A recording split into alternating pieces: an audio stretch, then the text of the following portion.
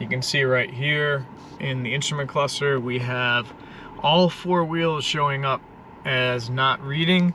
And then of course you get the dreaded, you know, error over here where it's the tire pressure malfunction. Now, when you have a malfunction, it usually is more than just a tire pressure issue. It's still always a good idea to check your tire pressures, especially if the system can't identify it itself, but there's usually something deeper going on. Now on your BMW, each wheel is going to have the valve stem, which is a hard valve stem. It should not be a rubber valve stem. And behind that is the sensor. They do have batteries. Hi Zion, how are you doing, bud? They do have batteries. Hazy. Hey.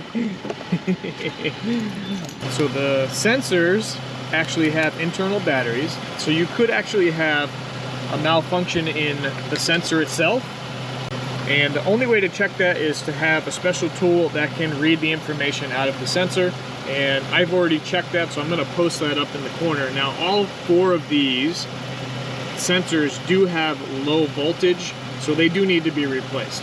However, because they are reading and they do identify, it's usually not the source of the problem, so you need to go a little bit deeper. All right, I'm using an Autel to scan the vehicle, and what I noticed that in my scan, the RDC module, that's actually the module for the tire pressure sensor system, which in this car, the module and the antenna are actually one component.